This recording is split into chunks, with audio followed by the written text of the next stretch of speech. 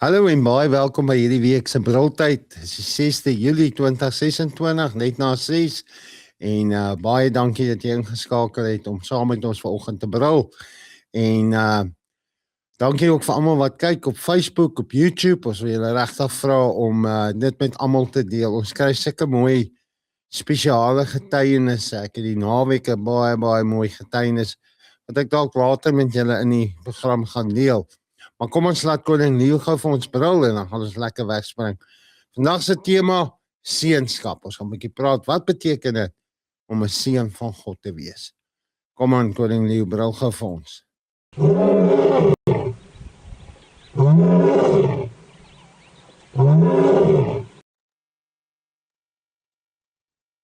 Daar's hy, dan lekker om 'n maandag so te begin met so 'n lekker brul en ons vertrou dat jy hierdie hele week lekker saam met ons gaan brul. My paneel volgende oude gewoonte. Ek het die manne hier op die skerm kry. Hierso is mense Australië, daar van Benoni, Jacques van Heden van Centurion, Johan van die Westhuys en Volksrus. Peter Warren, hy's eintlik van Springs, maar hy staan in Alberton en Atman na die Eerste Rivier in die Kaap. En ek is hier in Mossel Bay en ja, ons gaan so 'n bietjie gesels oor seënskap. Maar ek wil vra dat ons gou saam bid. Atman, sê jy sommer vir ons open. Dat ons sommer saam net hierdie hele program, hierdie opname en uitsending aan Vader toewy, want dit waaroor ons gaan praat oor identiteit. En dis 'n ding wat die vyand geweldig aanval. Dankie Atman. Amen. Vader, baie dankie vir hierdie lieflike môre en die lieflike dag wat U vir ons geskenk het, Here. Ons eer, loof, prys en aanbid U, omdat U God is. Vader van hemel en aarde. Here, ons bring vanoggend ons program voor die troon van genade, Here. Here, U is reeds bewus wie dit moet hoor, hoe ver dit gaan uitgesaai word, en hoeveel harte dit sal aanraak, Here. Daarom kom ek en ek vra so in die naam van Jesus vanoggend, Here, dat U saam met ons sal wees, Here, dat U ons lippe so sal salf, Here, om net uit U uit te spreek en te sê wat U wil hê ons moet sê, Here. Dankie vir die manne op die paneel vanmôre, maar ook baie dankie, Here, vir elkeen wat nou ingeskakel is en luister. En my gebed van my hart is dat hierdie program vanmôre vir elkeen van groot seën sal wees in Jesus se naam. Amen. Amen. Baie dankie Atman. Ja, nee, ons vertrou dat dit vir jou tot groot seën sal wees. Soos ek gesê het, ons gaan praat oor seënskap en vanoggend vroeg toe ek nou so 'n bietjie myself gereed kry vir die vandag se program wat ons tans besig met vaderskap en 'n ou weet, jy kan nie 'n vader word voor jy 'n seun was nie. Jy moet eers 'n seun wees.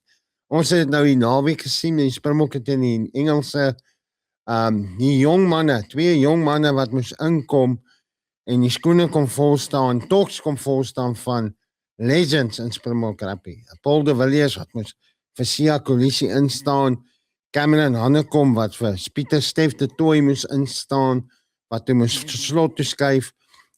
Iets wat onverwags was, wel vroeër in die week het Eben al stamp in die kop gekry, maar Siya het eers in die captain's run het hy sy hammy getrek en so daar was die sekerheid, hulle het eers nog Saterdag 'n fiksheidstoets met Siya gedoen en toe sien hulle, nee, hy gaan dit nie maak en sê toe vir Paul de Villiers, luister, jy gaan jou debuut maak vandag, jy gaan jou Springbok cap kry en nie wat, net een van die beste spanne in die wêreld, teen iemand wat, jy weet so, en vir my so wonderlik is, ek luister in een van die gesprekke na die game, sy mense gebel in die Kaap, en sê ek gaan vandag Springbok, my eerste Springbok toets speel, 12 uur, toe klim hulle op die vliegtuig, om daar te wees, om te sien hoe Boeta sy Springbok debuut maak.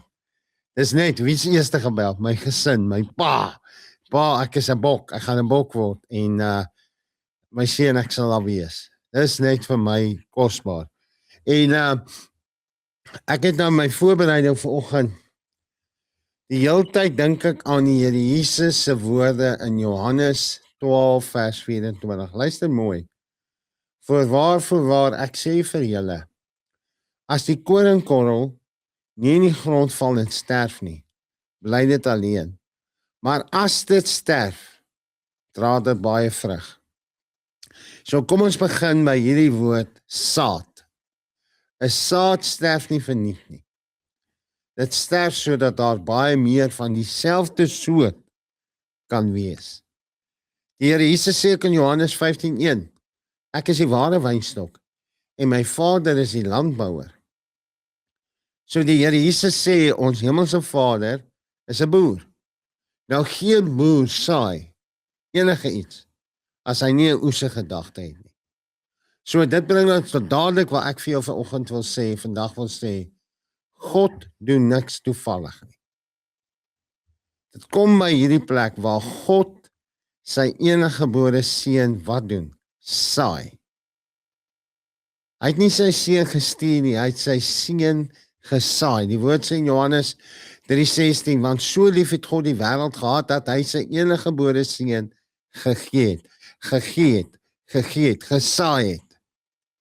So wat verwag God van ons as hy sy seun gesaai het? God saai nie sy seun en verwag 'n klomp slawe nie. Diensknegte nie. Nee. Geen boer saai mielies en verwag dat met 'n oes opkom van appels nie. So ek wil dadelik vir jou sê vandag, wat kyk, wat luister, die oes waarna God verlang, toe Jesus uit die dood uit opgestaan het, het hy nie net alleen opgestaan nie, maar, luister mooi, sodat hy die eerstgeborene kan wees onder baie broeders. Romeine 8:29. So God wou nie net een seun hê nie. Hy wil nie net vir ou Jesus gehad het nie. Hy wil baie meer seuns hê. En vandag praat ons oor seunskap. Dit wat God verlang het. Ek sê weer, nie 'n klomp slawe nie.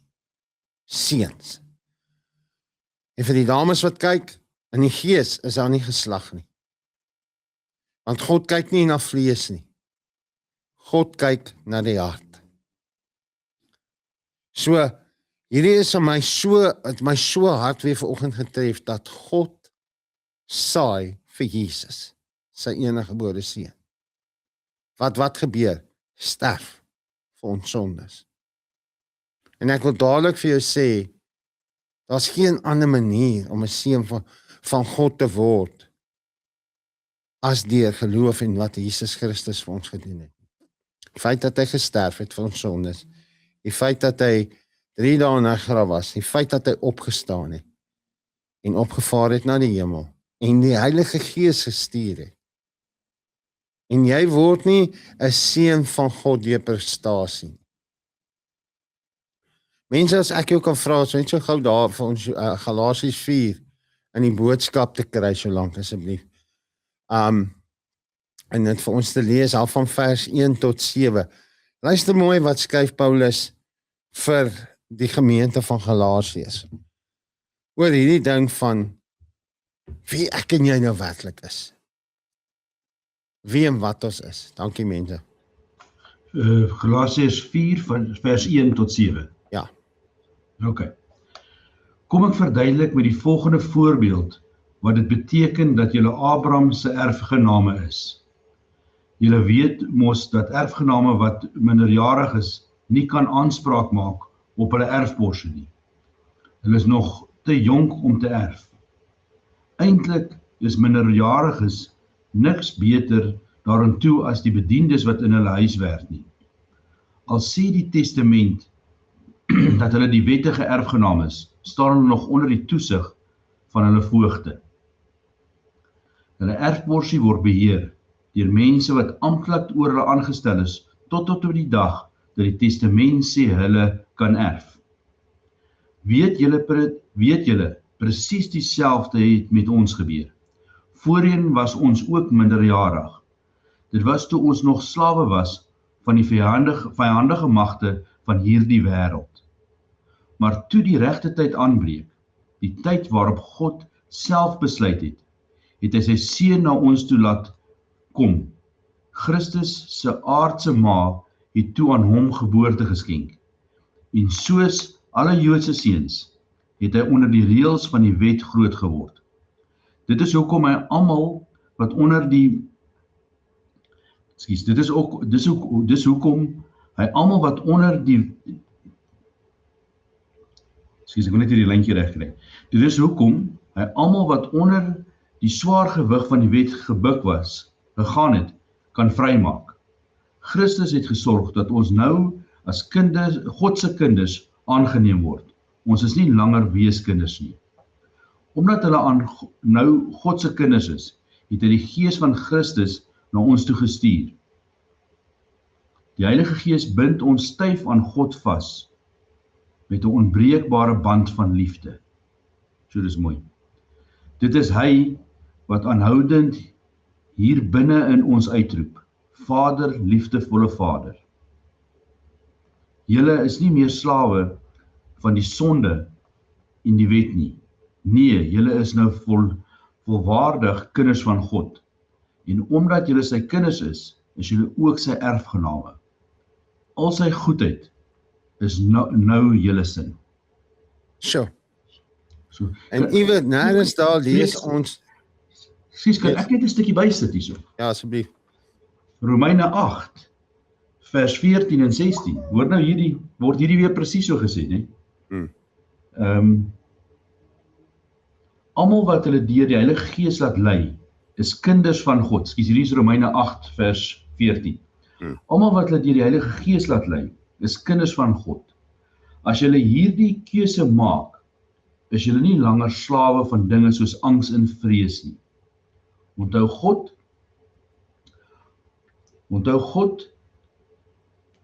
het sy Heilige Gees gegee om julle wat in hom glo. Dit is hy wat julle kinders van God gemaak het. Verder is dit ook hy wat julle nou 'n diep verlange na God in julle binneste wakker maak. Die Gees roep voortdurend in julle binneste uit. Vader, liefdevolle Vader. Hy sorg dat daar 'n onbreekbare band tussen God en julle is. So.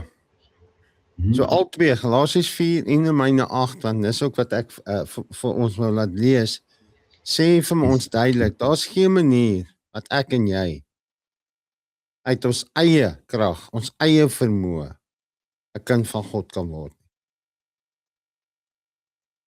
Daar's wel in Johannes 1 vers 12, 13 sê, en almal wat hom aangeneem het, gee die mag om kinders van God te word. Hulle wat deur die Gees van God gelei word, word kinders van God genoem. So, ek weer eens net vandag terug te kom na prestasie, maak nie van jou 'n kind van God nie. As jy jou hart vir Jesus gee, en die Here begin jou gebruik, onthou, dis hy wat jou roep met 'n heilige roeping. Dis hy wat in jou werk om te doen na sy welbehae. Hy sal die goeie werk wat hy in jou begin het voltooi. So, dis die liefde van God wat ons dryf, ja. Dis die dankbaarheid omdat ons die ewige lewe as 'n gratis geskenk ontvang het. Dis dit wat maak dat ons 'n goeie lewe wil lewe.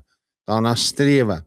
Maar ek wil sommer nou sê, onthou, as jy as sondaar vir Jesus aanneem, as jou verlosser, jou saligmaker, jou Here, en jy begin bely met jou mond dat hy die Here is, en jy glo in jou hart dat hy die dood uit opgestaan het ons nou gehoor, sê God se woord, is jy 'n kind van God. Sodra die Gees van God jou begin lei, is jy 'n kind van God. En obviously gaan die Heilige Gees jou nie na sonde toe lei en ongeregtigheid en om goed te doen wat nie God se wil is nie.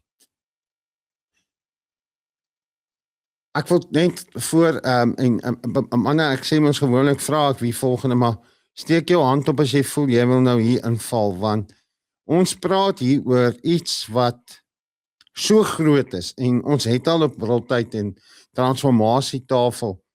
Ons praat verlede donderdagoggend en ons kom ook by 'n plek waar ons sê, "Sjoe, is dit nie wonderlik, die Here Jesus word gedoop en op die berg van verheerliking en God die Vader praat. Dit is my seun, in wie ek welbehaag." Ons het lekker trots gestaan donderdagoggend oor daai mooi woord, Afrikaanse woord, welbaar. Wie wat, dis ook 'n mooi woord, net so. Dit is my seun op wie ek is baie trots op hom. Daai is my seun. Ek weet daar's baie negatiewe goed ook oor The Shack en die boek en die film, maar weet wat het my klaar gehad in daai film en in die boek? Daar waar daai man staan en die vader wat nou hierdie swart vrou was, maar Here Jesus loop op die water of die wat hy is die seun en sê dis al wat vir my saak maak is hy. Ek wil hê julle moet soos hy wees. Dit gaan alles oor hom. Jy weet die vader wat so trots is op ons ou boet, wat bereid was om sy lewe te kom neerlê. En weer eens, hy verwag nie nou 'n klomp losers as ons ou boet die groot oorwinning behaal het op die kruis nie, op Golgotha nie, voordat sy die vyand uitgeklee het in die openbaar. Maar jou Vader sê, na 'n stap van gehoorsaamheid, hy laat hom doop. Hy kom met die water uit op. Die Heilige Gees daal op hom neer soos 'n duif. En daar word gesê, dit is my lighting, dit is my seun.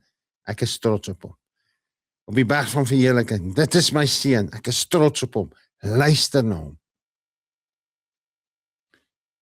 En daar kom die Heilige Gees en lei die Here Jesus in die woestyn. 40 dae, 40 nagte, niks eet, niks drink nie. En hier kom die vyand met sy versoekings. En wat is die eerste ding wat die vyand aanval? Nie dat hy honger is nie. As jy die seun van God is. Dan net 'n paar weke terug, sê God die Vader, dit is my seun. Nou sien jy woestyn, jy het nie kos nie, jy het nie water nie, dis flippend warm. Maar jy moet nou hoor, as jy die seun van God is, sê vir daai klippe, dit moet brood word. En die Here Jesus stry nie met hom nie. Hy het geweet wie hy is. Hy kom nie en sê, ja maar, of hy het net gesê, daar staan geskryf. Nou, kom julle, ek wil net een titel in my lewe hê. As mense my vra, wie is jy? Ek is 'n seun van God. Dit danke aan my ou boet Jesus, Christus, wat bereid was om sy lewe vir my te kom neerlê. En deur sy bloed, deur sy offer, het ek die reg. Mense, wat is 'n reg? Dit is 'n reg om te kan sê, God is my Abba Vader, my Papa God. Hy is my Papa Vader. Ek kon dit nie verdien nie, ek kon niks doen nie. Al wat ek moes doen, ek moes dit in geloof vat. En sê, dankie Vader. Want die Heilige Gees oortuig my. Vanoggend toe ek met Vader praat, sê ek vir hom dankie, dat ek met die skepper van die heelal kan praat, die groot ek is wie ek is. Hierdie almagtige heilige God, maar ek kan nie my daddy noem, ek kan nie my vader noem. Dankie dat ek en my vrou en my kinders, my broers en susters en die huisgenote van God, die van die geloof, kan opstaan vandag. In geloof en kan sê, ons is kinders van God. Ons is mede-erfgename. Weet jy, ek is oortuig daarvan, ons het nog nie hierdie ding gesnap, wat alles tot ons beskikking is nie. Kyk hier, as ek by 'n restaurant instap en hulle sê vir my se buffet ete, maak nie saak wat dit kos nie. Ek wil seker maak ek eet van alles. Ek gaan alles 'n go gee. En as hulle sê eat as much as you want, dan eet jy tot jy nie meer kan nie. Nou ek sien wat God vir my en jou voorberei vir ons gegee het, te dank aan weer eens aan die Here Jesus Christus, is 'n buffet ete. Maar gaan jy alles geniet of net hier en daar wil proe? So Boetas, ek is oop, die mic is oop. Wie gaan vir ons wegspring saam met my? Johan? Ja, jene Freek, hierdie is seker een van die mees kosbaarste onderwerpe en ek wil jou 'n bietjie herinner in hierdie middel 2005, 2006 het ek jou eendag genooi Standerton toe. Ons het so 'n groep van manne bymekaar gehad en ons het gepraat oor seunskap. En ek en jy het 'n hele paar manne daar by tafel gehad. Ons het geloop, ons sit in 'n skool of erg bymekaar. Ek kan nie eens meer onthou nie. Ja. Maar weet wat vir my opvallend was, is dat 'n ou man in sy 70's, toe ons klaar gemaak het, ons het afgesluit, toe kom hy na my toe en hy sê vir my, vertel my hoe ek 'n seun van God kan word. Weet jy, dit was vir my een van die most amazing ervarings gewees, dat 'n persoon na al die jare wat hy deur die lewe gegaan het, skielik besef maar, om seun te wees is iets verskriklik kosbaar, en dis presies wat jy nou daar sê. Dis nie iets wat jy verdien nie. Dis net genade, en die Heilige Gees kom en hy breek daai ding van jou oop. Wat ek wil sê is, wat 'n voorreg as jy 'n man of 'n vrou jouself 'n seun van God kan noem. Jy moet onthou dat presies wat jy gesê het, Freek, die verwysing in God se woord na die seuns is nie geslagsgerig nie. Dit het nie 'n biologiese vertolking nie, maar 'n verhouding. Dis verhoudingsgebaseer. Kom ons noem dit, dis verhoudingsgebaseer. Jy's duur gekoop. Dit gee aan die kind van God daai identiteit. Ons het ook gepraat oor die identiteit, en die luisteraar sal baie gou agterkom wanneer ons as manne gesels. Daar's soveel resonansie, daar's soveel aanklank by mekaar, omdat ons dieselfde beklemtoning het van sekere kernaspekte. Met ander woorde, ons gaan dieselfde dinge beklemtoon.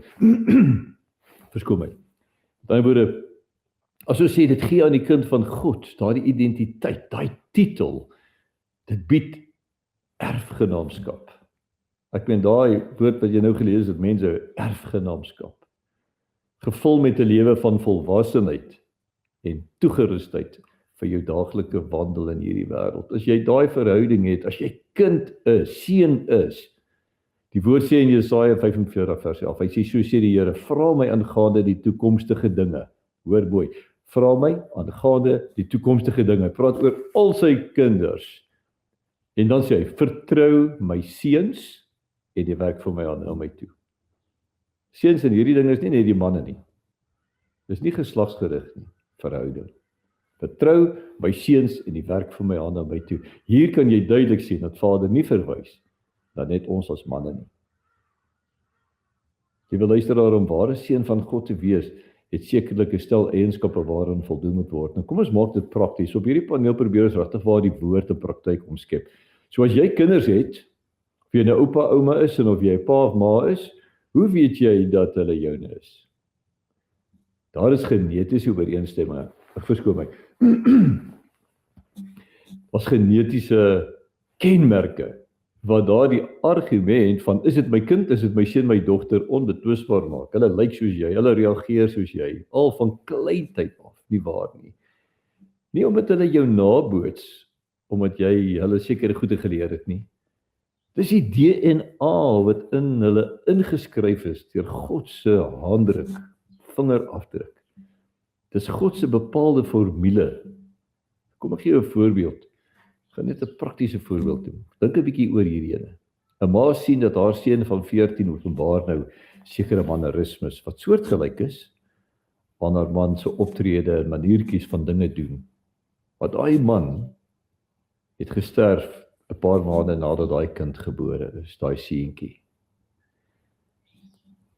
Ja, ouens, daar is geen kans dat daai kind 'n nabootsing of 'n voorbeeld gehad het van daai pa in sekere gedrag, of sekere situasies of mannerismes nie. Hoe werk dit? Dis die DNA, soos ons sal sê, dis in die bloed, in eenvoudige taal. Het jy die DNA van die Vader, die Abba Vader waarvan ons in daai Efesiërs woord gelees het? Tweedens, as jy gaan kyk na elke mens op aarde, was op 'n stadium 'n kind. Jy moet tog 'n pa en 'n ma hê om as 'n kind op hierdie aarde te wees, nie waar nie? En jy as kind weet onwrikbaar, hierdie is my pa en hierdie is my ma. Hoekom?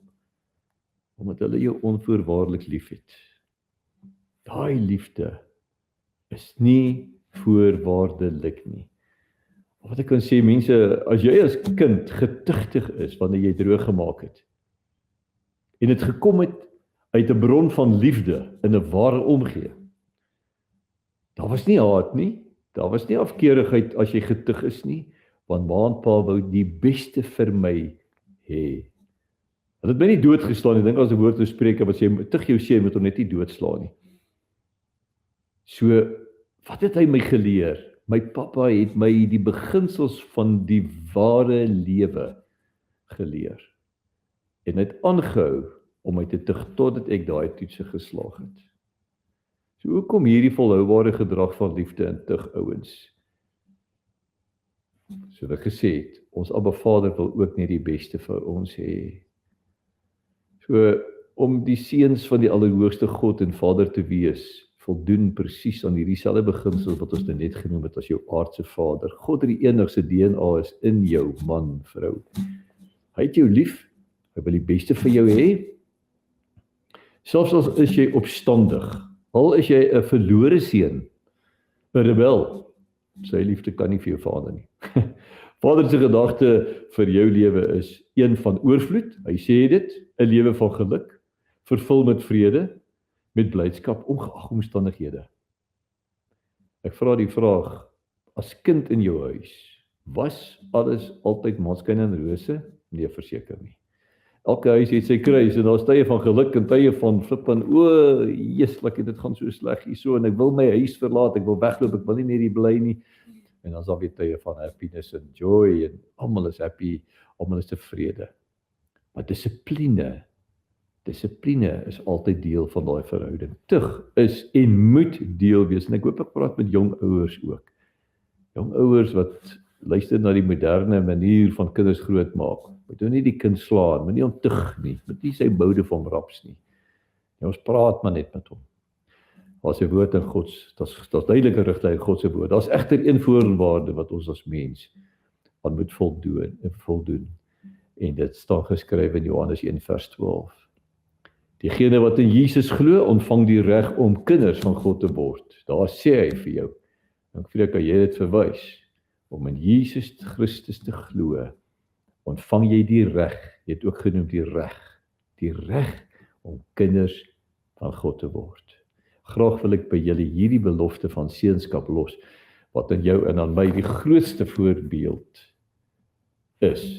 Jesus, sy Vader, wat hom gestuur het, die enigste seun wat hy gehad het, en hierdie voorbeeld dien vir ons, en hy word verder uitgebrei, en mense het daai woord in Romeine 8 vers 14 het dit genoem. Ek sê vir my die kosbaarste woorde, as dit kom oor seunskap, hulle wat deur die Gees van God gelei word, dis ware kinders van God. Mense weet nie wat hierdie woord beteken. Dit beteken jy het 'n verhouding met jou Abba Vader, soos wat jy met jou ouers, as jy in 'n goeie huis, in 'n wonderlike huis, geborge huis groot geword het, nie alle vaders was daar nie. Ons praat spesifiek van 'n huis soos ons Abba Vader dit voorstel, en hoe dit sy plan vir ons is. So alles kan jy vir jou ouers vra, alles kan jy met hulle deel. Jy kan vra vir antwoorde, jy kan vra vir advies. En seuns van God, as jy in hierdie verhouding van kindskap inbeweeg, het jy die grootste en die almagtigste Abba Vader God, wat die skepper is van hierdie heelal, aan jou kant. Dis sy oor wat jy het, en jy kan enigiets met hom deel. Onthou ons favorite belofte, jy het altyd hierdie woord so lekker gekwote, dit is een van my woorde wat in baie tye net in my hart inkom. Hy sê daar in Jeremia 33 vers 3, hy sê, roep my aan, en ek gaan vir jou bekend maak, groot en ondergrondelike dinge wat jy nie weet nie. God het nie gesê, jy mag my nie vra nie. God het nie gesê, jy mag die toekoms nie weet nie. Hoekom noem hy jou koning, priester en profeet van jou huis? So kom ons vat saam, manne. Wat is seunskap? Seunskap beteken eenvoudig dat ek en jy is in God deur Jesus Christus se liefdesoffer aan die kruis. Punt. En daarom het ons die reg, as ons hom aangeneem het, om kinders van God genoem te word. En as jy daagliks in daai verhouding met hom wandel, Dan kom Romeine 8 vers 14 se woord in praktyk. Hy sê, jy sal gelei word deur sy gees, met ander woorde, jy's nie 'n slaaf nie. Ons is vry. Jy het nie nodig om vreesagtig te leef nie. Ons word deur sy liefde gevorm tot daardie volwasse karakter van Christus wat in ons is, wat vir daai standvastigheid gee. Om gehoorsaam aan sy gees te wees. Dis wat jou erfgenaam maak. Erfgenaam. Aardse ouer en vader gaan nie vir die buurman se kinders iets los in sy wat jy sê testament nie. So kom ek dit net kortliks gewees saamvat en ons gaan lekker oor hierdie onderwerp wat ek praat en dis baie diep. Seunskap beteken eenvoudig. Jy is in God ingebore deur Jesus Christus. Jy's 'n kind omdat jy hom aangeneem het. Jy word daagliks deur sy gees gelei. Dis te sê as jy 'n diepe verhouding met hom het en jy's vry van slawerny en vrees. Jy's nie gebind nie. Jy word deur sy liefde gevorm tot volwassenheid. As jy gehoorsaam is van sy gees. Onthou jy het 'n keuse, ons hier gaan nog steeds oor vrye keuse. Maar daarom, omdat jy in hierdie verhouding met hom staan, is jy erfgenaam. En jy 100% deel aan elke belofte in God se woord. Dit is seunskap in my opinie. Dankie vir dankie. Dankie Johan. Wow, baie wonderlik. En Johan het een keer iets gesê van die woord seunskap het enigiets te doen met ouderdom nie. Want Romeine 8 sê vir ons, hulle wat deur die Gees gelei word. So dit, weer eens, nie prestasie nie, niks van jou eie dinge nie. Net geloof in Christus Jesus. En jy word deur die Heilige Gees gelei, maak van jou 'n kind van God, 'n seun van God. En ek gaan binnekort ook vir jou sê, hierdie skepping, wag nie vir nog programme nie. Wag nie vir nog 'n podcast nie. Laat ek dit sommer nou sê. Kom ons luister wat, waarvoor wag die skepping? Want die skepping wag met reikhalsende, hoor hierdie mooi Afrikaanse woord, met reikhalsende verlange op die openbaarmaking van die kinders seuns van God. Die skepping wag dat God sy seuns moet openbaar. Wat is seuns? In die Joodse tradisie is 'n seun 'n bouer van die familie. Dis al wat die seuns van God wil sien en doen, is om die familie te bou, God se koninkryk. Alles wat hulle hande kan aansit, wat hulle aanpak, een missie, ek wil God se koninkryk bou. Ek bou aan hierdie familie van ons. Hierdie, ek met alle respek gesê, familie trust, hierdie familie besigheid, hierdie God die Vader, ou boet Jesus, wat vir my en jou, hy sê groter dinge as wat ek gedoen het, gaan julle doen. Die Here Jesus nooit die voorreg gehad om iemand na hom toe te lei nie. Iemand te lei in gebed en te sê, gee jou hart vir my nie. Hy het dit vir ons gelos.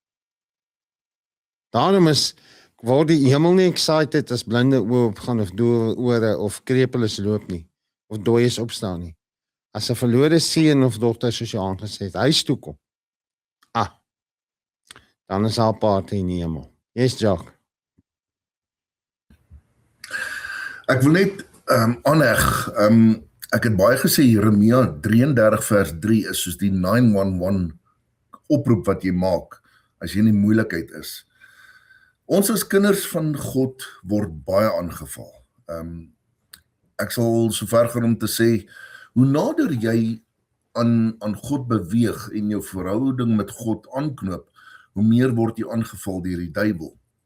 En hoe meer jy aangeval word, hoe meer moet jy besef waar jy saai, waar jy jou gebede saai, moet op goeie grond wees. Dit is al bewys dat as jy nou regtig teruggaan oor die woordjie saai, as jy 1 mieliepit vat en jy sit hom in die grond in, mieliepit gaan dood en hy raak dan 'n mieliestam, boom, wat ook al. Maar daar kom 3 koppe uit, 3 of 4 koppe en hulle het bewys dat 1 mieliepit raak 1500 mieliepitte. So wat ek probeer sê is, ons as kinders van God word aangeval. Ja, Jeremia 33 vers 3 is daar om vir ons te sê, roep my aan en ek sal jou antwoord. God sal jou antwoord en jou groot en deurgrondelike dinge bekend maak wat jy nie wys nie. Maar dit gaan jy alleenlik regkry as jy nader aan God lewe. Jy moet jou verhouding met God so dig maak, so naby maak as moontlik, want die Satan kom die heeltyd en hy val jou die heeltyd aan. Veral dis tot in die baarmoeder al bewys dat Satan kom en hy val jou in die baarmoeder aan. Dan sê die kinders deesdae, ek weet nie meer of ek 'n man of 'n vrou is nie, geslaggewys nou. Maar die Satan kom en hy val ons identiteit aan. En ons moet waak teen dit, dat hy ons nie kan aanval nie. En hoe meer hy ons aanval, hoe meer moet ons waak teen dit. So ek wil maar net sê, wanneer jy bid, maak seker dat jy jou gebede moet jy saai in goeie grond in. Dat jou mieliepit wat jy bid, ek sien dit maar, een gebed is 'n mieliepit, en jy druk hom in goeie grond in, en hy raak 1500 mielipitte. So ek wil maar net dit daar los, dat ek sê ons word aangeval, en ons moet net ons verhouding nader aan God hou die hele tyd. Terug neer te vrede. Baie waar, baie dankie Jacques. God soek seuns. Hy het sy seun gesaai en hy soek 'n oes van seuns. En mag jy vandag die dag wees wat jy daai titel, daai label op jou sal sit, seun van God. Mense, jy het nou daai vir ons gelees, maar ek weet hoe lief is jy vir jou kinders. Ek weet wat sal jy vir jou kinders doen, maar ook nie alles wat jy vir hulle sal doen nie. Maar as 'n pa van kinders, 4 seuns, 1 dogter en 2 skoondogters en al 'n oupa. Ek het dit laas gesê ook. Kyk, Katie kan baie met my regkry. As ek aan haar oogies kyk, sy het vir my net wat sy my wil hê. Ek het ook nou die dag vir haar gesê, sy het my ook so 'n bietjie rooi gemaak onder die kraag. Toe sê ek, liefie, ek het jou nog nooit gepiets nie. Ek dink ek het maar ooit my stem vir jou hard gemaak. Moenie dat vandag nou die dag wees wat ek nou vir jou moet my skoot trek, want ek weet nie of ek dit ooit sal regkry nie, maar gelukkig is mamma daar, maar sy sê ook vir Anna nou die dag, Anna sê iets en sy iets met die broers en dit, sy sê, ja mamma, gelukkig het jy nie nodig gehad om dit so baie vir my te verduidelik, ek het gou gesnap, stay away, jy verstaan, maar mense daai ding van, en ek sien dit veral in die gevangenisse, die ouens gee hulle harte vir die Here, begin 'n verhouding met die Here, en dan struikel hulle. En dan voel hulle, God wil niks van hulle weet nie, hy is klaar met hulle, en hulle is sondaars, en dat nie gered kan word nie, hulle kan nie verander nie, hulle kan nie regkom nie. En dan sê ek altyd vir hulle, man, weet jy wat, my seun, as hy net waarheid met my, hy kan 'n bank geroof het, as hy net die waarheid met my praat, gaan ek hom nog probeer help wegkom, maar nou sal ek hom uitsort en met die polisie uitkry, maar jy bly my kind. Maak nie saak of jy nou niks van my wil weet of wat ook al nie, jy bly my kind. En as daai foonlyn sê, Dad, ek het jou nodig, is ek daar. En dis presies hoe God die Vader met ons is, as sy seuns. Hy sien ons nie meer as sondaars nie. Hy sien ons as sy seuns wat foute maak. Ja. Wat op 'n pad is, en so praat 'n bietjie met ons daaroor. Ja, Freek, jy ken my storie oor die vuil doek. En ek wonder baie keer waar die manne struikel is. So die storie van die vuil doek is, as jou baba, seentjie of dogtertjie, 'n vuil doek het, en jy besef, sjoe, hierdie gaan wild wees, hier moet iets gedoen word, hier's 'n onwelreukende dilemma hier voor jou, en dan moet dit skoongemaak word, en dit moet verwyder word van die babatjie af. Dit verander enigsins jou liefde vir jou kind nie. Jy weet, en so gaan nou deur dit, en jy potty train jou kinders, en dan kom ou verby dit, jy weet. Dan hoef ons nie meer te deel met met vuil doeke nie. En ek wonder partykeer of ons as groot manne dit kan snap. Jy weet, sodra ons nie meer hoef te deel met die vuil doeke nie, sodra jy, want onthou jou pad saam met die Here loop so, ons kom uit 'n plek van sonde uit.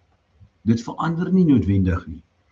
Maar wat gebeur is jou behoefte, jou roepe in jou hart, jou uitroep is, papa, ek wil nie meer daai doen nie. Help my. En dan kom ons verby die groot goed en die verhouding vorder. Dit gaan oor die verhouding. En dan op 'n stadium kom jy waar ons nie meer met die groot goeders hoef te deel nie, en jy hoef nie meer met die mid-size goeders hoef te deel nie. En dan kom daar 'n tyd waar die Here vir jou begin die goeders, daar's dan tyd. Ek hoor so 'n mooi ding, skies nou net sommer terwyl dit in my kop kom. Ek hoor so 'n mooi ding die naweek. Daar's getuienis waar die ouens wat in Jesus se teenwoordigheid was, sê dit asof tyd stil gestaan het. Can you imagine jy's in Jesus se teenwoordigheid en tyd stop? Al die tyd is beskikbaar. Al die liefde is net dadelik daar beskikbaar. Jy change jou kind se doek met liefde.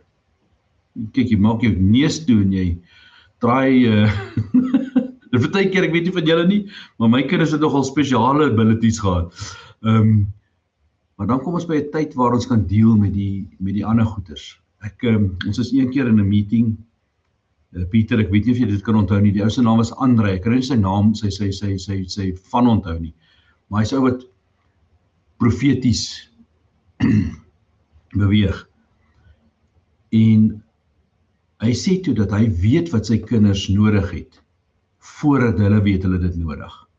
En een van ons manne hak so cheekie af en hy sê, so sê jy vir my, jou kinders hoef jy nooit niks te vra nie.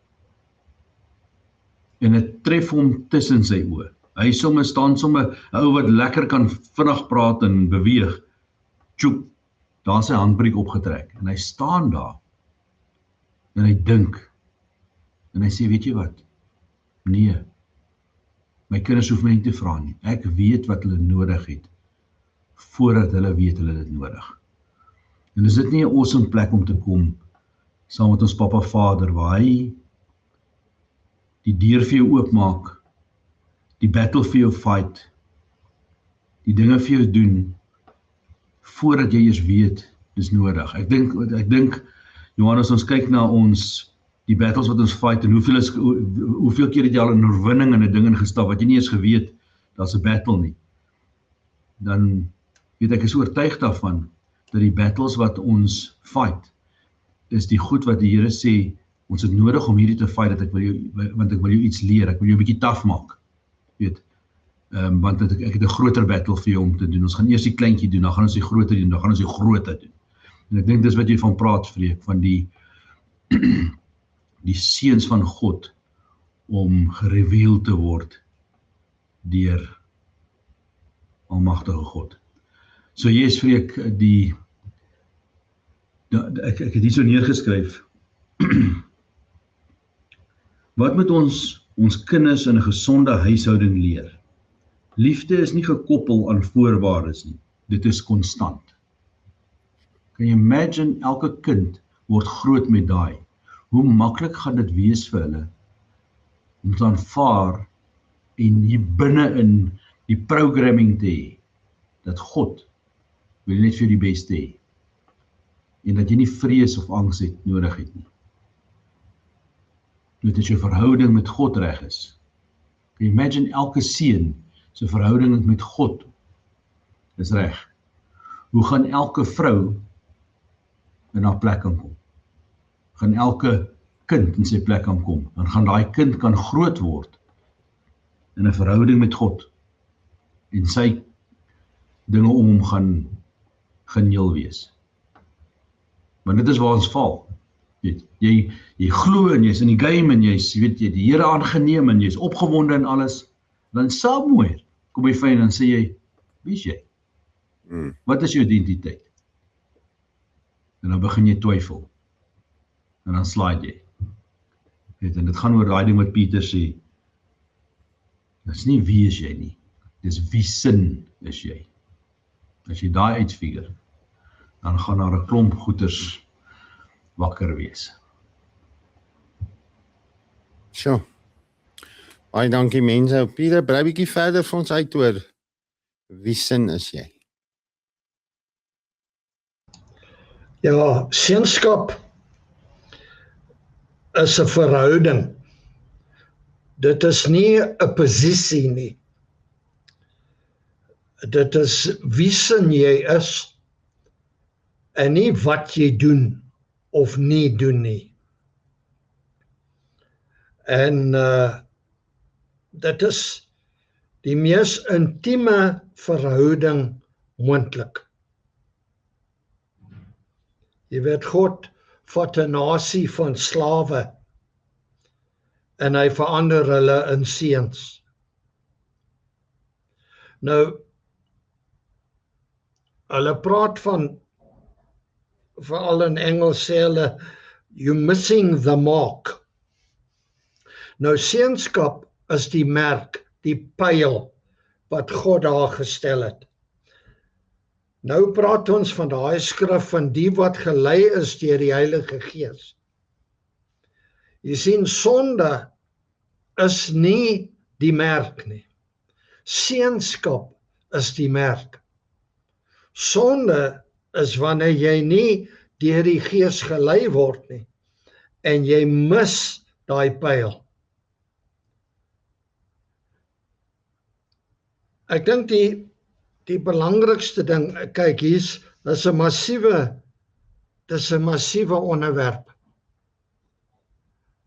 Maar om uiteindelik te kan verstaan en glo dat God is my Vader en ek is sy seun.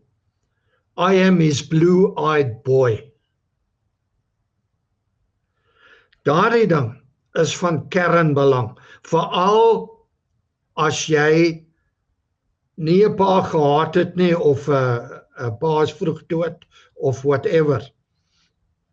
Dan kom jy by hierdie konsep uit van Abba Vader, Papa, en het jy nie die vaagste benul van wat dit beteken. Jy het eintlik 'n verkeerde idee van Papa en Vader. So, wanneer jy jou hart vir die Here gee, die belangrikste ding vir my op hierdie oomblik wat ek vir julle wil sê, is om daai transition te kan maak van hoe jy jouself sien uit jou perspektief en daai transition te kan maak om jou te sien hoe God jou sien. Want dit is die kardinale belang. God se perspektief van jou. Jou sondes is weg. Jy's geheel en al aanvaar. Jy weet, in Bybelse tye, 'n biologiese kind, as hy aangejaag het, kon hulle hom uit die stad uitvat en daar verstenig en doodmaak. Maar 'n aangenome seun kon hulle dit nie doen nie. 'n Aangenome seun word nie afgeskryf of doodgemaak of afgesny nie. En ons is aangeneem as seuns. Nou om daardie waarheid te aanvaar. God is my pa, hy gaan vir my sorg. Hy gaan altyd vir my aanvaar en lief wees en dissiplineer wanneer nodig. Dan verdwyn die vrees uit my lewe. I have to perform to belong. Daai ding van 'n slaaf of 'n bedelaar of 'n weeskind. daardie ding verdwyn wanneer jy dit kan snap dat God jou Vader is. En ons behoort dit 100 keer op 'n dag te sê, God is my Vader, ek is sy seun. God is my Vader, ek is sy seun. Totdat dit gaan van hier vandaan af tot hier in jou hart. Dit moet jou pitkos word. Dat jy daai as 'n waarheid aanvaar. Dan gaan dit jou heeltemal losmaak van jou passiwiteit.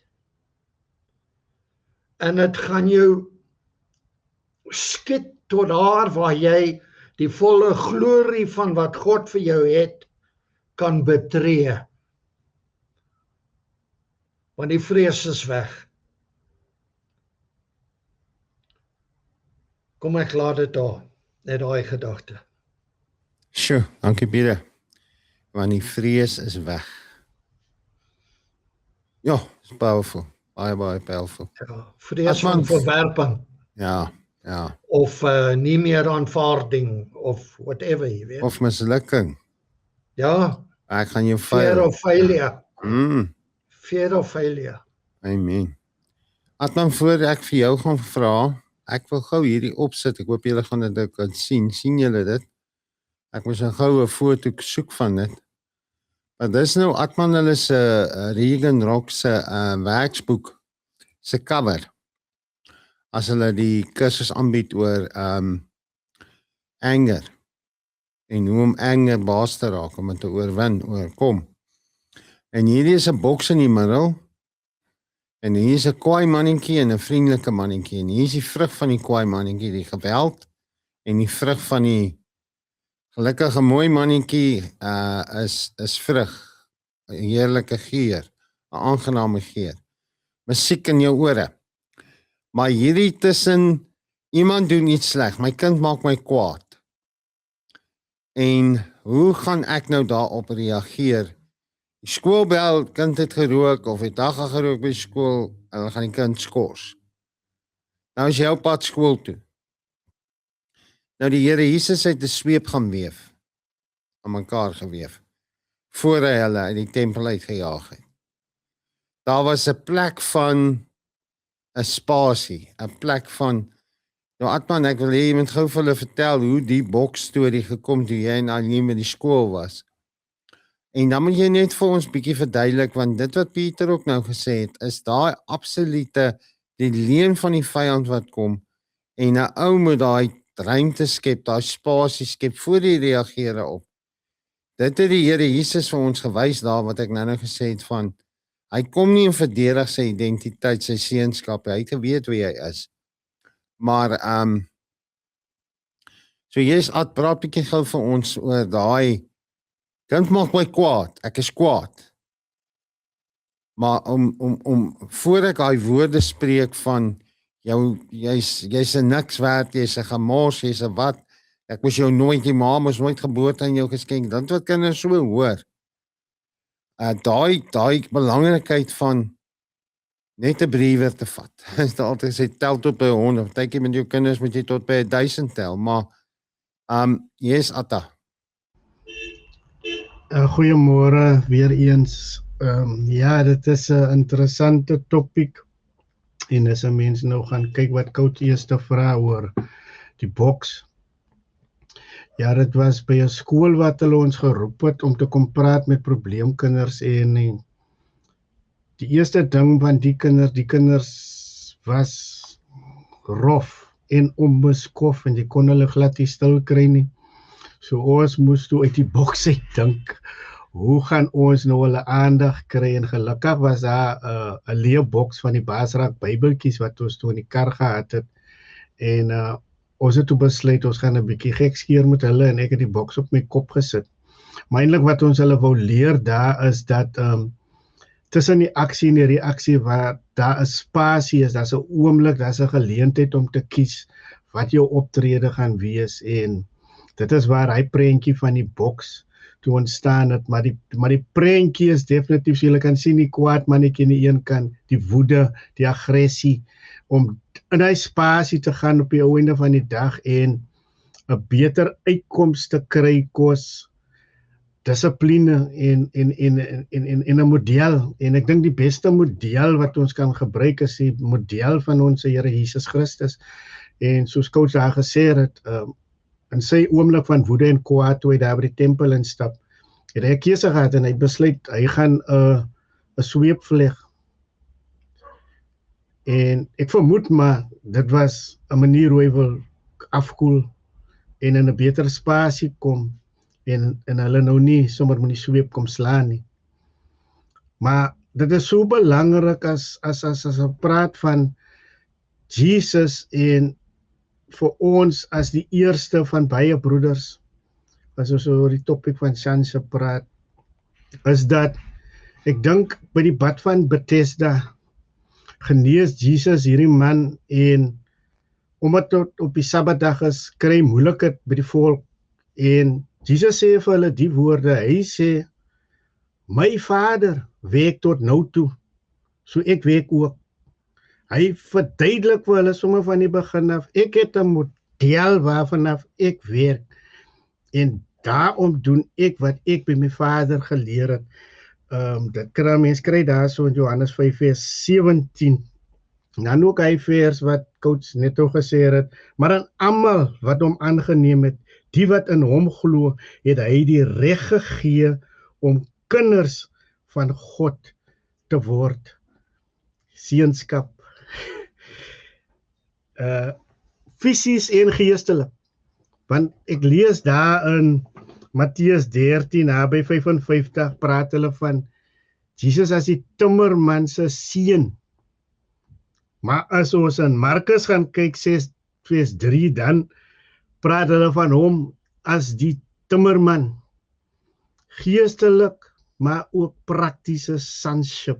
Wat jy geleer het jy gevat en jy pas dit toe. En so kan ons ook nou kyk, ons het vanoggend na skrifgedeeltes gekyk in Galasiërs en ook in Romeine aangaande Abraham se model. En dit is so lekker om te kan sien, daai goed is geskryf deur Paulus. So Paulus het ook Jesus se model gevolg, want as ons nou gaan kyk wat Jesus sê daar in Johannes 8, presies wat Paulus vir ons verduidelik by baie gedeeltes daar in sy briewe. Ek lees vir u net daar Johannes 8 en ek gaan lees van vers 33. Waar kom ek begin dit by 'n bekende skrif waar almal gewoonlik stop. Baie bekend, manne quote dit en hulle stop net daar en hulle gaan nie verder, hulle gaan daar begin. En Jesus sê vir die Jode wat in hom geglo het, as julle in my woord bly, is julle waarlik my disippels, en julle sal die waarheid ken, en die waarheid sal vir julle vrymaak. Dan vers 33, hulle antwoord hom, ons is die geslag van Abraham, en het nog nooit vir iemand slawediens verrig nie. Hoe sê u dan, julle sal vry wees? Jesus antwoord hulle, voorwaar, ek sê vir julle, dat elkeen wat die sonde doen, 'n dienskneg van die sonde is, en die dienskneg bly nie vir altyd in die huis nie, die seun bly vir altyd. As die seun julle dan vrygemaak het, sal julle waarlik vry wees. Ek weet dat julle die geslag van Abraham is, maar julle probeer om my om die lewe te bring, omdat my woord geen ingang in julle vind nie. Ek spreek van wat ek by my Vader gesien het, en julle doen ook wat julle by jul Vader gesien het. Hulle antwoord en sê vir hom, ons Vader is Abraham. Jesus sê vir hulle, as julle die kinders van Abraham was, sou julle die werke van Abraham gedoen het. Maar nou probeer julle om die lewe te bring, iemand wat aan julle die waarheid vertel het, wat ek van God gehoor het, dit het Abraham nie gedoen nie. Julle doen die werke van julle vader. Toe sê hy hulle vir hom, Ons is nie uit die ontegebore nie. Ons het een Vader, naamlik God. En Jesus sê vir hulle, as God julle Vader was, sou julle my lief hê, want ek het uit God uitgegaan en gekom, want ek het ook nie uit myself gekom nie, maar hy het my gestuur. Die Jesus model wat Jesus direk kom en sê, dit is wat ek by my Vader geleer het. En daarom is dit so lekker om te kan aansluit dat Paulus het by Jesus geleer en hy bring dit na ons toe deur en ons kan dit vat sodat ons wat nou luister, ons het 'n nageslag, ons het manne, seuns en dogters na wie na ons toe opkyk, dat hulle daarvan fisies en geestelik kan leer en die Christus model binne ons sien en dit aanknoop. Dit gaan nie meer help om vir mense te preek nie, die mense is moeg gepreek. Ek sal saam met my stem, liewe luisteraars, of die wat nou ingeskakel het, dit is tyd dat ons die model van Christus, wat van God die Vader afkom, uitleef, sodat 'n nuwe geslag van jonger mense vir ons in die Christus model kan volg. Baie dankie manne. Dankie Hartman, baie dankie. Yes, Pieter. Dit bring ons na wat ek dink is die kern van vanoggend se gesprek. Matteus 5:9. Gelukkig is die vredemakers, want God sal vir hulle sê, julle is my kinders. En dit word ook vertaal, julle aard na my. In Engels, blessed are the peacemakers, for they shall be called sons of God. Peacemakers, nie peacekeepers. Partykeer moet jy 'n rak aanval om vrede te bewerk. En daar ons kan nie net passief deur die lewe gaan nie. Daar's manne en vroue wat vandag kyk en luister. Is tyd om dinge te konfronteer. Waar jy nie die paal haal nie. As jy nog nie die Here het as jou Heer, dalk dinge wat jy in jou besigheid doen, wat die Here nie meer tevrede is nie, of dinge in jou huis. Ek dink werklik waar, dit is tyd for the peacemakers, not the peacekeepers. Jy kan nie net die vrede behou en passief bly nie. Is tyd om dinge te doen en besluite te neem en deur te voer.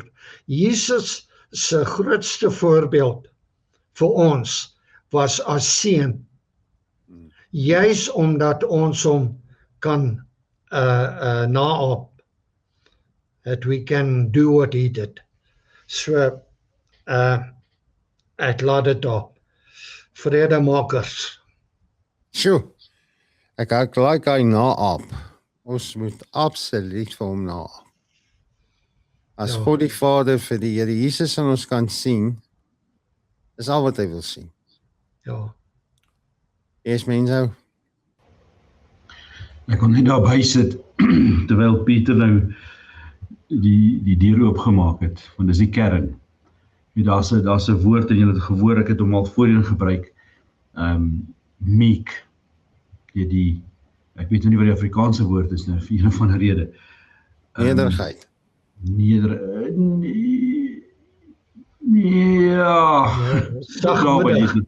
Sagmoedig, daar sê, dankie Pieter, dat ons die Engelsman vir ons leer. Sagmoedig, weet, die peacemaker, dit klink so of jy moet viool speel en vlerkie sê, dis nie waar nie. Die kernwoord van sagmoedig kom uit Grieks, ancient Grieks uit, van die woord praos. Nou, my van is Strauss, so dit is maklik vir my om te onthou, jy verander net die S en die T na P, praos. Praos is die woord wat hulle gebruik het vir as jy 'n perd, 'n sterk en kragtige perd, 'n warhorse, weet 'n perd wat binne in die oorlog kan operate, onder kontrole het. Weet as jy hom getrein het om binne in hierdie oorlog gehoorsaam te kan wees. En ek gaan vir julle 'n stukkie lees, ek het gou gegoogel. The Greek leader Xenophon used it to describe a war horse that had been broken in. Spirited and incredibly powerful, yet fully disciplined. Johan, daar's iets wat gebeur as 'n ou jou dag begin in die Here se teenwoordigheid, jou stilte tyd. Onthou die probleem is vir die ander ouens, jy is nou daai warhorse. Passionate, powerful, inspirited. Nee. Nou moet jy in 'n meeting instap, Johan. Want jy het klaar die oorwinning. Jy het klaar die antwoorde. En dan moet jy sag wees. Want dit is so maklik dan om die ouens uit te haal. Weet, jy moet jouself onder dissipline kry. Want hierdie glorie wat God vir jou gegee het, is nie joune nie. You may touch his gold, but you may not touch his glory. En dit gaan oor dissipline. Dissipline is 'n ding wat in my kop deesdae rondhardloop. Weet, hoeveel meer sal ons nie met God kan raak, in aanraking wees, as ons dissipline onder beheer kry nie. Ons spirit hier binne-in onder beheer is. Weet, die peacemaker onder beheer is.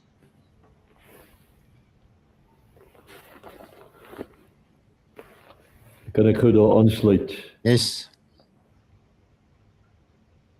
Ek dink nie dat die seuns van God wat nog nie hierdie ervaring in hulle lewe beleef het, die kragtige realiteit van as jy 'n direkte lyn, soos Adman sê, direkte lyn van God het om inspraak in jou lewe te bied oor wat moet ek nou volgende doen nie. Seunskap bied jou die oor van jou pa. Seunskap bied jou die lippe van jou Abba Vader om te hoor. Daar is 'n paar sintuie wat hier 'n baie belangrike rol speel. Hoor jy wat pa vir jou sê vanoggend?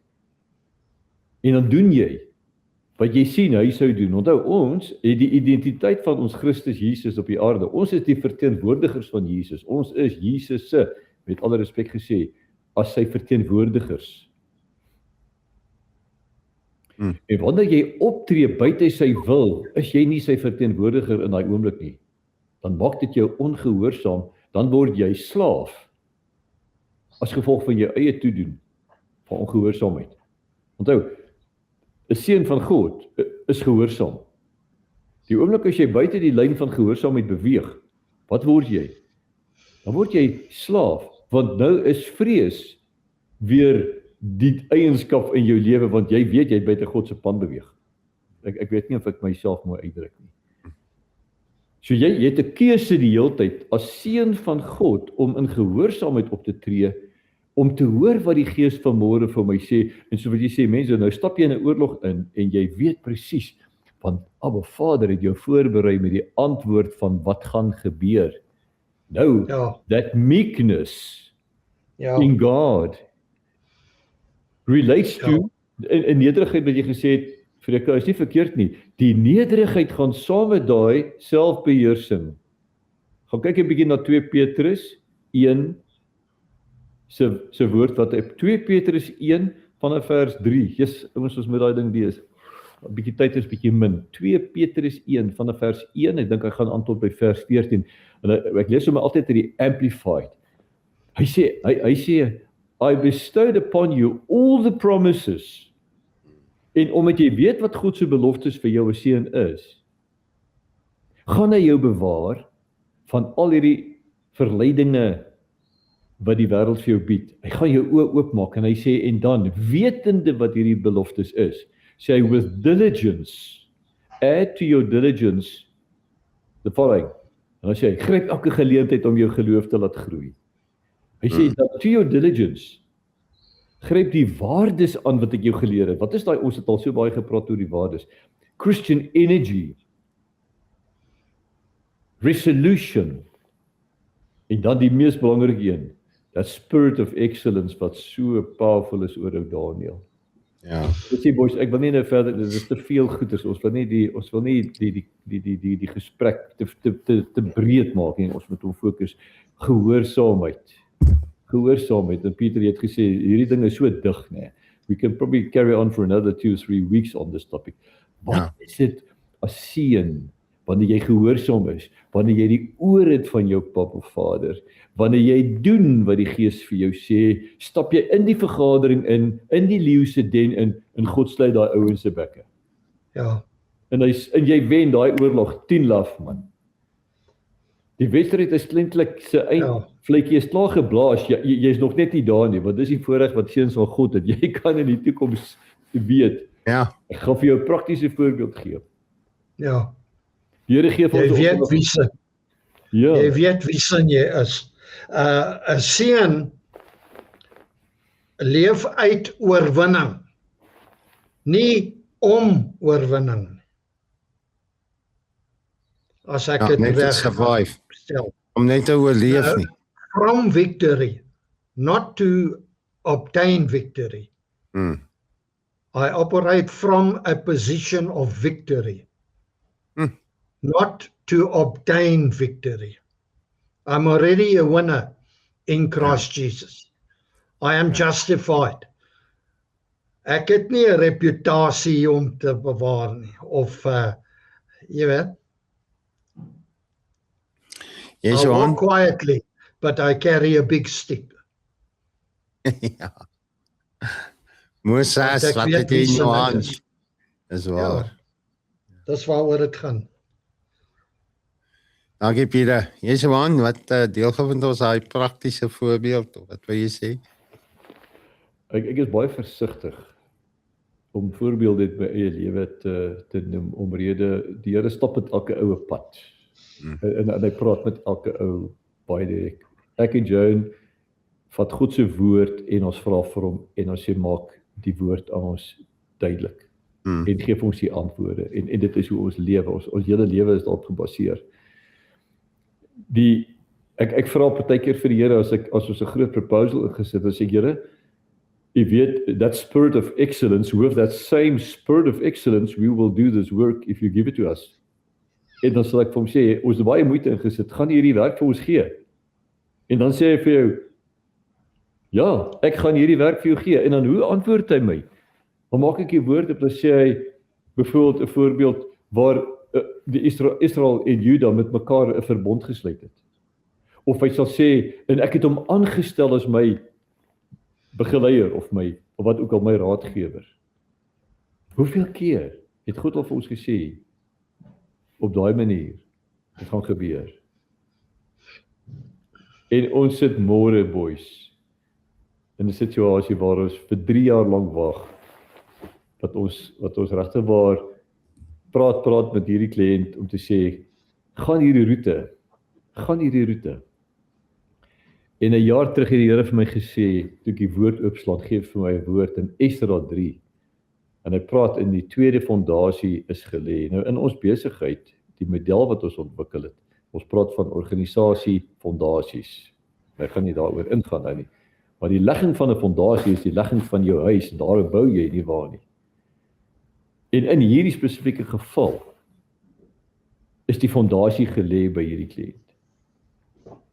Maar dis alles in 'n manual environment. En die Here sê vir my in die week, ek sê vir hom, Here, môre doen ons hierdie groot aanbieding. En die woord wat hy my gegee het in Esdra 3, 'n jaar terug, sit ek eergisteroggend en ek sê, Here, praat met my oor hierdie ding. En ek vat my woord en ek blaai met my vingers so oor die kante van die woord en ek oopmaak. Dis dit Esra 3. En ek maak so. Here. Of wat ek net sê, ek sê vir jou, jy gaan nie glo wat dit nou gebeur nie. Nou, ek meen, die voorreg om die oor van jou Abba Vader te hê, is as hy vir jou waarsku teen gevaar, of as hy waarsku oor wat volgende gaan gebeur. Maar ek sê dit met absolute versigtigheid. Jy moet in 'n diepe verhouding met God staan. Jy kan hom nie as 'n lucky dip gebruik, die boys.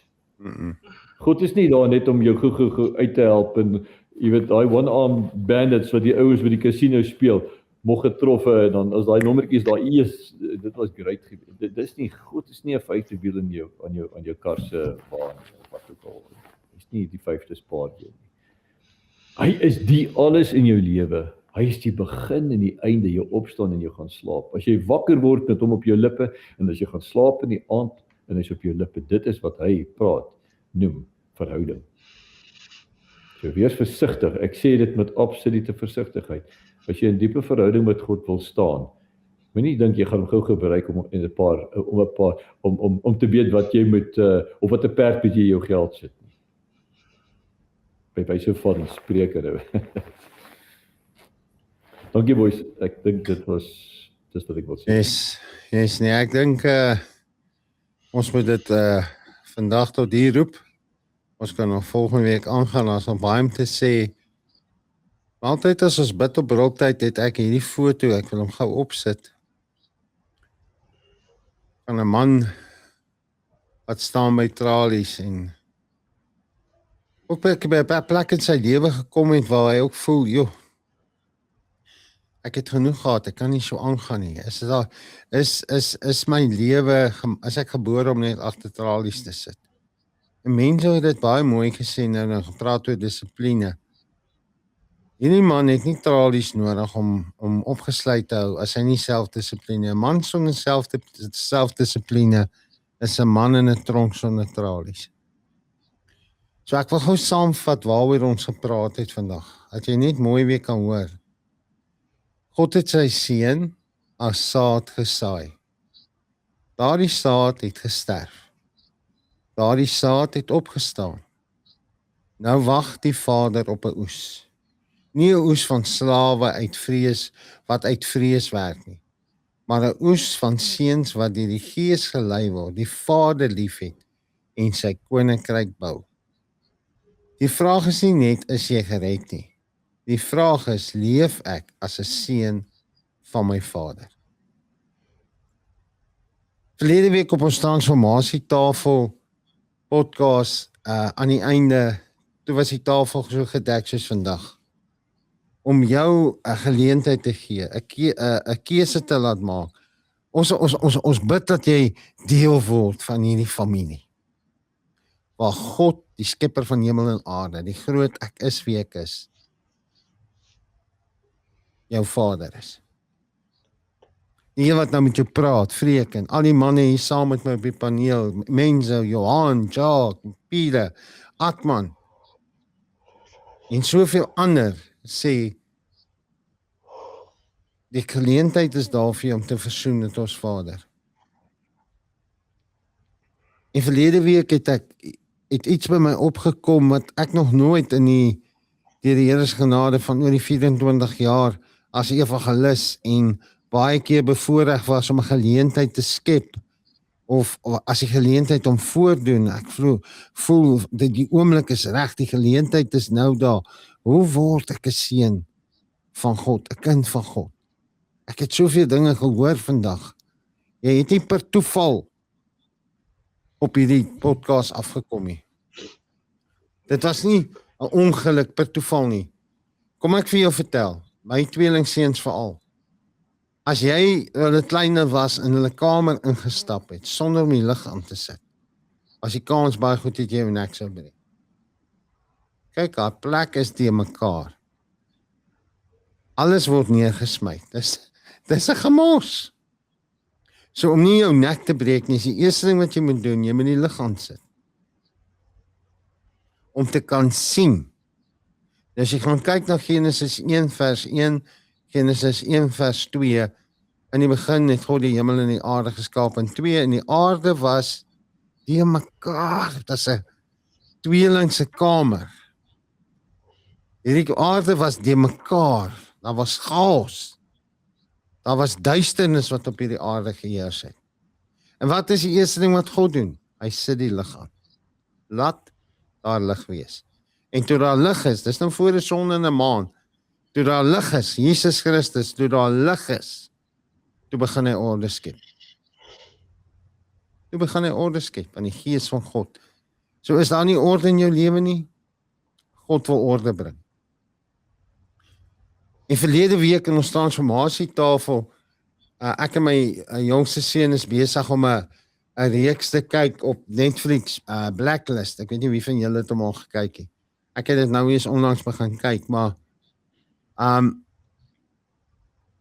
ons kyk hierdie ding en nou hierdie ou wat nou die hoofrol speel, ja, ek dink is James Spader of zoiets. Hy het 'n vrou wat hy kontak as haar moordtoneel of iets was. En hy wil nie evidence agterlaat nie. Dan kontak hy iemand, 'n vrou, om die plek te kom skoonmaak. Die gemors, die bloed, die evidence, die lijk, alles te kom wegvat en te kom skoonmaak. Daar geen bewys is, daar was 'n moord gepleeg. So in die maffia en in die onderwêreld praat hulle van so 'n persoon ook as 'n cleaner. Iemand wat die gemors kom skoonmaak.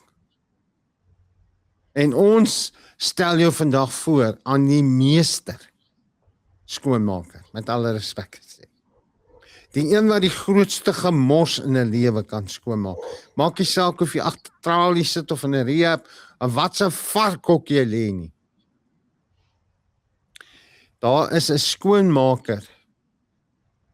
En in hierdie films of waar hierdie cleaners inkom en die bewysstukke kom wegvat en verwyder, het hulle altyd chemicals wat hulle die plek mee was. 'n Sterk chemicals om hy bloed uit die meubels uit die mat uit te kry, of hulle moet die mat vervang. Hulle moet 'n ding heeltemal oordoen partykeer. Of moes dit oordoen. Die Here Jesus Christus se bloed, die bloed van die lam, reinig en was die vuilste, wreedste, gewelddadigste kriminele misdadigers skoon. Ek beleef dit al vir oor die 24 jaar van my lewe. Die een wat nou met jou praat, was die vernaamste sondaar wat ek in my lewe geken het. My lewe was 'n gemors. Vuil van sonde. Keuses. Maar een aand, toe ek soos hierdie man by 'n plek kom, waar ek het nou genoeg gehad, ek kon nie meer aangaan nie. En op daai stadium van my lewe, daai aand wou ek nie net gered word nie. Ek wou net geweet het dat ek gaan nie help nie. Want ek was besig om te sterf van 'n oordosis dwelms en erge drankmisbruik in die lewe, die keuses wat ek in my leefstyl, as krimineel, as misdadiger, as dwelmverslaafde, alkoholist, noem dit. My leefstyl, die woord sê, die loon van die sonde is die dood. Maar die genadegawe van God is die ewige lewe, deur die Here Jesus Christus. So ja, as sonde geboorte gee, geboorte aan die dood, maar die Here Jesus se bloed het selfs die dood oorwin. Die Here Jesus Christus se bloed kan jou skoon was en rein was. En deur sy bloed. Ek is so bly, en dis hoekom ek vir Atman gevra het van hierdie boks, hierdie spasie in die middel. Ek is so bly, God is nie iemand wat in daai spasie, as ek droog maak, my net wil uithaal en wil straf en wil doodmaak nie. Maar dat daai spasie in God se verhouding met my genade is. Jeremia sê, elke oggend is sy barmhartigheid, his mercy is fresh every morning. So die skoon, die meester, as dit kom by skoonmaak en rein maak en nuut maak. 'n volkome overall op jou doen, is die Here Jesus Christus. En as jy by daai plek is om te sê, Vader, maak my 'n kind. Neem my aan. Ek wil U aanneem, Here Jesus. Bid saam met ons. Sê, Here Jesus, baie, baie dankie dat U bereid was om aan die kruis vir my te gaan hang. Dankie dat U bereid was om U lewe vir my neer te lê, U lewe vir my te gee en my duur te koop met U bloed. Ek sê vir U baie dankie, Here. Vergewe asseblief my sonde. Kom was my skoon, reinig my van al my sonde. Die verkeerde keuses. Ek smag na U karakter, 'n goddelike karakter. Ek smag na om te weet wie ek werklik is en hoekom ek hier is. En dankie Here Jesus vir die voorreg wat ek nou kan hê. Die geleentheid wat U geskep het hier op Briltyd. Om weer my bril in my te kom terugsit. Here Jesus, ek neem U vandag aan as my Here en my Verlosser. En dankie vir U woord wat sê, aan almal wat hom aangeneem het, die wat aan hom glo, gee hy die reg om kind van God te word. Dankie Vader. Dankie dat U dit vir my doen. Dankie dat U bereid was om die seun vir my te gee en ek neem vandag die seun van God, Jesus Christus die Here aan as my Here en Verlosser. Kom woon in my hart, wees die koning van my hart, die koning van my lewe. Maar dankie dat ek ook kan gehoor het vandag. Omdat ek nou in my geloof in die Here Jesus stel en wat hy gedoen het vir my Vader, neem U my aan as U kind. Neem U my vandag aan. Ek is nie meer 'n weeskind nie. Ek is nie meer 'n slaaf van vrees en skande en verslawing nie. Ek is 'n kind van God. Ek is 'n seun van God. God het my aangeneem as sy seun en ek kan hom na my Vader noem. Dankie dat ek U my Vader kan noem. Ek vra dat U my sal doop met die Heilige Gees en sal vervul en met vuur en dat U my nou sal lei, Heilige Gees. Soos U beloof het. Lei my as U kind op die pad wat ek moet loop. In U volmaakte wil vir my lewe, wat reeds in die hemel geskied het. Dankie dat dit nou op die aarde sal geskied vir my. Dankie Vader in Jesus se naam. Amen. As julle baie dankie manne. Ons glo dat as jy hierdie gebed en geloof saam gebid het, is jy nou deel van die leeutrop. Die koning, die leeu wat die stam van Judas se trop. En daar is nie 'n leeumannetjie. Hy loop rond soos 'n brullende leeu. Hoe sê Pel vir my, hy sê hy het 'n geestelike baseballbat. En dis die bloed van die lam en die woord van ons getuienis. As hy so kom en sê hy, ek gaan vir jou klits. Ek gaan vir jou klits. Ek kom hier nie. Dit is God se plek. So baie dankie boys. Dit was 'n awesome oggend en 'n awesome dag. 'n Mooi week vir jou liewe luisteraar, liewe kyker. Deel dit asseblief, subscribe op die kanaal en deel dit. Ons het baie meer views deesdae op Facebook as op YouTube. Maar ons is dankbaar vir elke een. En ons het so 'n paar maande terug, ons moet nou nog die ding uitrol. Maar het soveel intussen gebeur. Ek wil nie verskonings maak nie, maar het ons die R100 entrepreneur gehad.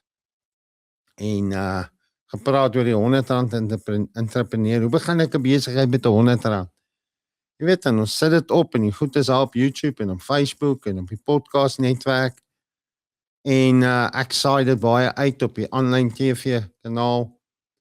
En iemand het Saterdag het vriende by ons kom rappie kyk en 'n dame wat autisties is, sy sien my as haar geestelike pa, ou Jackie.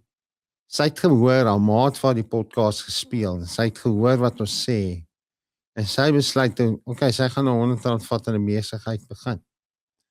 En sy gaan koop, is nie eens R100 toe op die koppie, was R98 iets se wol. En sy begin beamies brei vir babas en squinkies en einsquinkies. En daar 98, kom ons sê R100, het sy oor die R400 aan haar eerste seil gemaak. Ek wil sê, yes, Jackie, go for it, girl.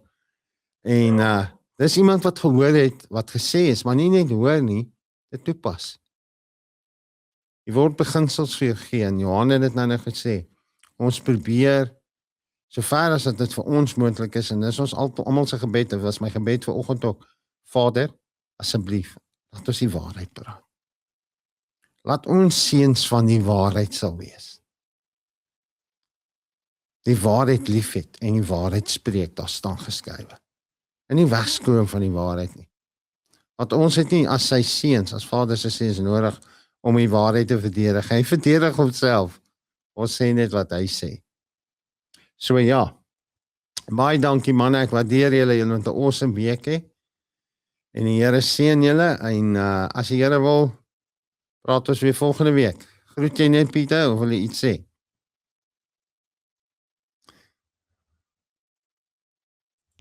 Kan julle my hoor? Sorry. Yes. Jy weet daai baie interessant, daai woord chaos uit Genesis is dieselfde woord wat gebruik word vir die beskrywing van die lewe van 'n persoon wat nog nie die Here aangeneem het nie. It's the same word. It's the same word in your garden. Jy hoef nie onkruid te saai nie. Dit kom sommer van self. Ja. En die chaos is die werk van die vyand in jou lewe as jy nie aanhoudend aandag skenk daaraan nie. Chaos. Ek wil hom net gou hierso, ja, daar gaan ons nou weer aan, maar wat ons dit doen. Hy sê in Genesis 1:2, en dis die King James, and the earth was without form and void, and darkness was upon the face of the deep. Ja, Nou daai darkness ook, daai darkness soos jy sê, daai duisternis is ook onkunde. ja. My volk gaan te gronde weens 'n gebrek aan kennis. So ek glo ons gaan nog 'n bietjie aangaan volgende week oor die seunskap. Kom ons praat met Vader die week, en ja, die Here seën julle 'n wonderlike week, en brul vir ons koning. Moenie skaam wees nie. Brul. Mooi bly.